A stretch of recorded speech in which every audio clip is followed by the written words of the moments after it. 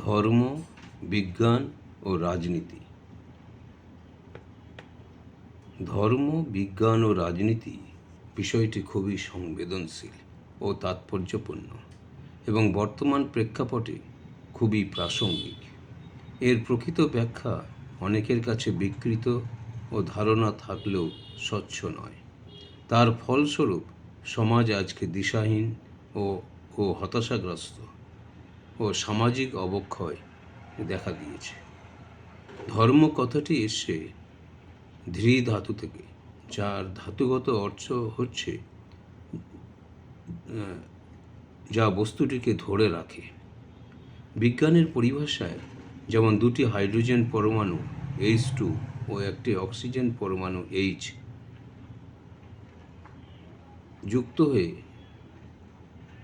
যুক্ত হয়ে জল তৈরি হয়, অর্থাৎ H2+O = H2O।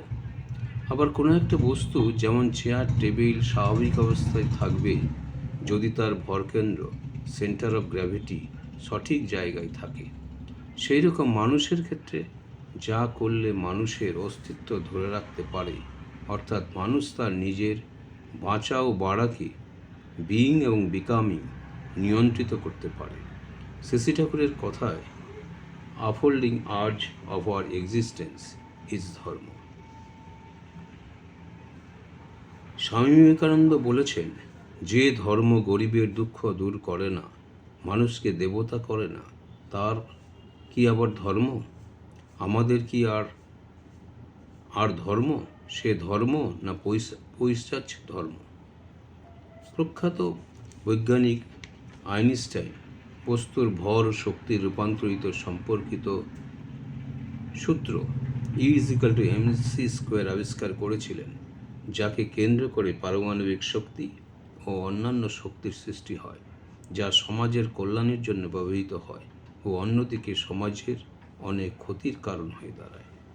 শ্রী ঠাকুর বিজ্ঞান বিভূতিতে বলেছেন যে শক্তি জমাট বেঁধে বস্তু হয়, আর বস্তু শক্তিরই ক্রমমাত্র। বিখ্যাত গণিতবিদ শ্রীনিবাস রামানুজ বলেছেন, "A equation for me has no meaning unless it expresses a thought of God."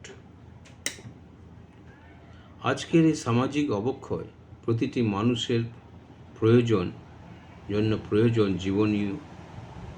জীবন্ত আদর্শ, লিভিং আইডিয়া, যাতে কেন্দ্র করে মানুষ নিজেকে সুনিয়ন্ত্রিত করতে পারে ও যাকে ভালোবেসে মানুষ নিজের ষড়ঋতু কাম, ক্রোধ, লোভ, মদ, মোহ, মাৎসর্য নিয়ন্ত্রিত করতে পারে।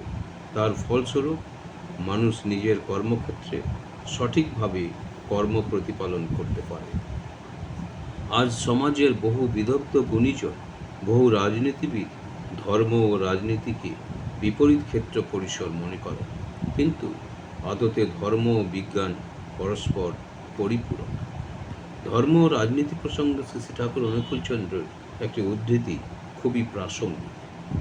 ধর্ম মানে তাই যা নাকি থাকা ও বৃদ্ধি পাওয়াকে জীবন যশ ও উন্নতি প্রবণতার সহিত একটানে বাঁধিয়া ধরিয়া রাখিয়া অমৃতকে আলিঙ্গন করায়, আর যাহা এগুলির অপলাভ ঘটাইয়া সংকোচ, অবসন্নতা ও অধঃপতনের পথে লইয়া যায়, মরণকে স্পর্শ করাইয়া দেয়, তাহাকেই অধর্ম বলা যায়।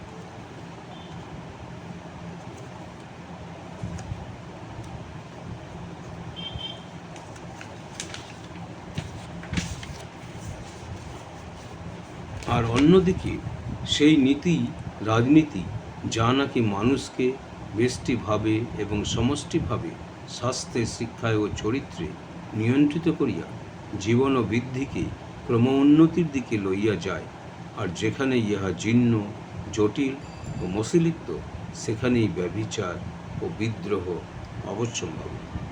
সেই জন্য শিক্ষার পাঠ্যক্রমে নৈতিক শিক্ষা, মোরাল এডুকেশন ও সুশিক্ষার খুব বেশি প্রয়োজন, কারণ আজকের সমাজের বিভিন্ন ক্ষেত্র রাজনীতিবিদদের দ্বারা পরিচালিত ও যুব সমাজ আজ বিভ্রান্ত, দিশাহীনতায় ভুগছে। এক্ষেত্রে রাজনীতিবিদদের নৈতিক শিক্ষা, মোরাল এডুকেশন পাঠদান খুবই প্রয়োজন। শুধু তাই নয়, স্বাস্থ্য শিক্ষা সর্বক্ষেত্রেই নৈতিক শিক্ষা খুব বেশি প্রয়োজন। আর ধর্মনিরপেক্ষ কথাটির অর্থ খুবই জটিল। অনেক সময় ধর্মের প্রকৃত ব্যাখ্যা অপব্যাখ্যা করা হয়ে থাকে। প্রকৃত অর্থে হিন্দু ধর্ম, মুসলমান ধর্ম, খ্রিস্টান ধর্ম, জৈন ধর্ম এর প্রকৃত উদ্দেশ্য হচ্ছে প্রকৃত মানুষ হওয়া আর ভাবা, বলা ও করা সঠিকভাবে প্রতিপালন করা। শ্রী ঠাকুর বলেছেন যে ধর্ম এক, ঈশ্বর এক, প্রেরিত পুরুষ তার বার্তাবাহী, যত মত তার তত একই পথ, সাধনার পথ কবু দুই নয়। উপসংহারে বলা যায় যে ধর্ম, বিজ্ঞান ও রাজনীতি আলাদা আলাদা ক্ষেত্র হলেও বিপরীত ক্ষেত্র নয়, বরং একে অপরের পরিপূরক। এই প্রেক্ষাপটে আইনস্টাইনের উদ্ধৃতি খুবই প্রাসঙ্গিক। Science is blind without religion and religion is lame without science. তাই ধর্ম, বিজ্ঞান ও রাজনীতিবিদদের সঙ্গে যুক্ত ব্যক্তিরা যদি জীবন্ত আদর্শের সঙ্গে যুক্ত থাকেন, তাহলে সমাজের অনেক হতাশা, দিশাহীনতা, কালিমা থেকে মুক্ত হতে পারে এবং সমাজ ভালো থেকে ভালোতর ও তর থেকে ভালোতমর দিকে এগোতে পারে। অজয় কুমার ঘোষ।